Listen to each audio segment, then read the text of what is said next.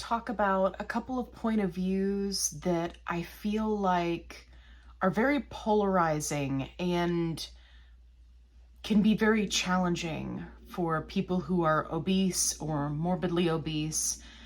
And I haven't heard anybody talk about this before, so let's dive into it.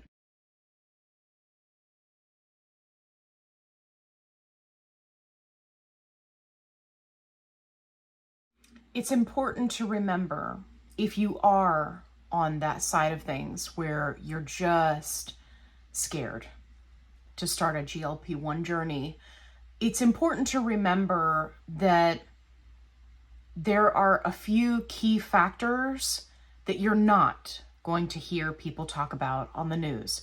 First and foremost, people who don't get side effects don't post in support groups. There are a ton of people who are on GLP-1 medications that you will never hear from, you will never know, because they never have an issue. Not so much as a constipation, not so much as a nose sneeze. Nothing. They just don't have any side effects. They lose weight, right? They get all the benefits without all the side effects. By the way, if you're one of those people, I very, very secretly hate you. But just keep that in mind, right? The squeaky wheel is the one that you hear about. That's the one that gets the oil. So there are a lot of people who have success, who have either no side effects or very, very few side effects. Again, I secretly hate you guys. Love you, but I also kind of hate you. So, it's important to keep that in mind. It's also important to keep in mind that media is garbage, right? Like, how many times have you read a story about a subject matter that you are well versed in and you think, well, that sounds like a bunch of hooey manooey? Like, there's no way that that's true. I know about XYZ topic, right? For me, personally, that happens every single time there's a dog food recall or a new dog food supplement or somebody's talking about something that happens and it's like, oh no, the FDA and dog food, right? That's what happens to me because that is an area of expertise for me. So when I see posts and media coverage on those types of things, I'm like, that's not how that works. Come on, people. Like, it's just meant to get you to click it and read it because that's all they care about. There is no reporting of the news anymore. It's reporting of entertainment value. If you're reporting the news and the news is not exciting, guess what? Nobody's going to click on your little article. Nobody's going to watch your little news channel. Nobody's going to get upset about something inflammatory that you said, right? Because no one would care. We would all just be like, okay, that's the news. That's it. Great. We just move on with our lives. But we can't do that because everything has to be drama now, right?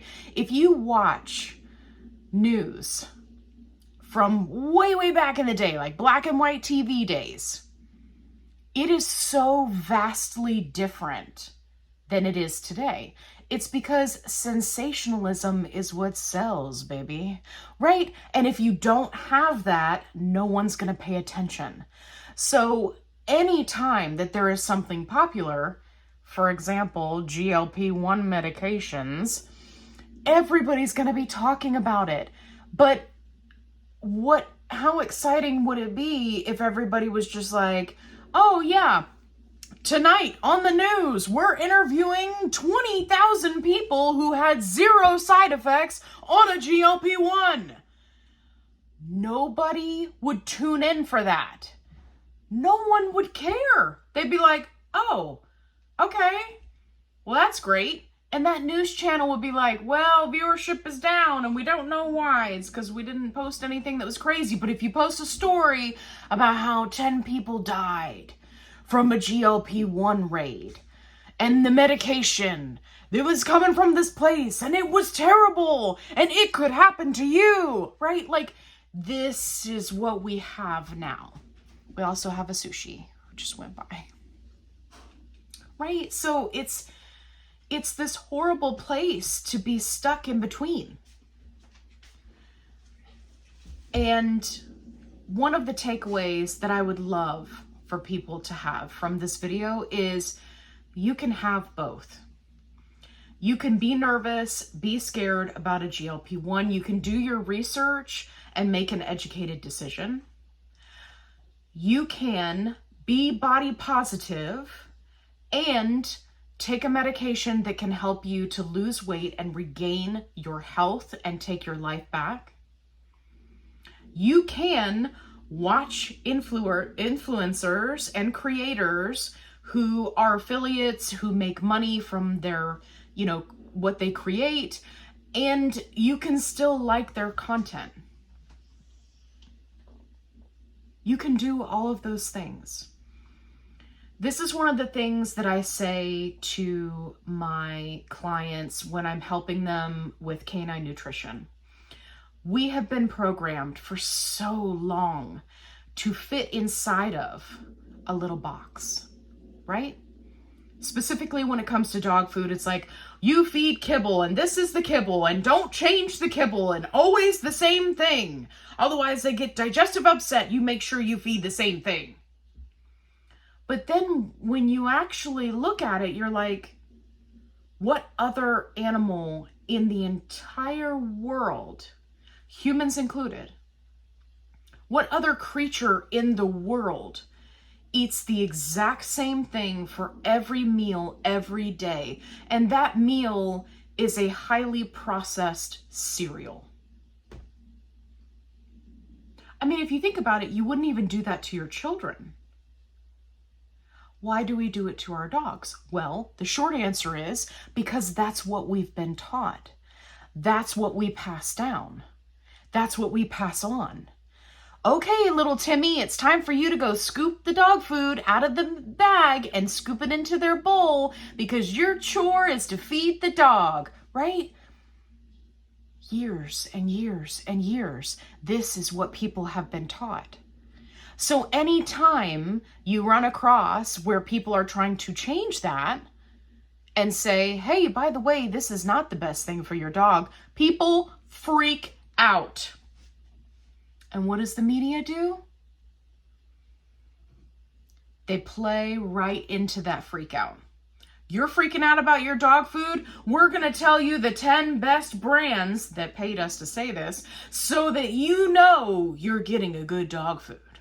Oh my gosh, there's a recall. Oh my gosh, your veterinarian knows best, right? Like the indoctrination, the propaganda machine is just spitting it out, right? Like you have to decide. You have to make a decision for yourself. If you're going to be somebody who sits in the corner and talks crap because you're afraid, or if you're going to sit up, take yourself seriously, and do something about it. Do the research. I have not met a single person yet who did the research on their own, weighed the pros and cons of GLP-1s, talked to their doctor, their healthcare provider, their specialist, and then decided not to do it. And the ones who did it, they kick themselves for not doing it sooner. And that's my story. I kick myself at least once a week for not starting this health journey sooner. Don't let that be you. Don't let it be your friend. Don't let it be your mom. Don't let it be your uncle. Don't let it be your brother. Just do the research. You don't have to listen to what anybody else says. Just research it yourself. And look at the actual factual information. Not crazy articles, not crazy news stories, not, Oprah special, not South Park special. Look at the actual information. It's going to feel like work. But I'm here to tell you that you are worth it. I hope you found this video helpful. If you did, give me a thumbs up. If you haven't already, subscribe. I'd love to have you along for the ride. If you are afraid of starting a GLP-1, you are in good company. It's okay. And we can work through this together. If you are looking for a positive-only support group where you're not going to get attacked for asking all of your innocent questions, then definitely check it out in the link in the description box below. And as always, be kind, rewind.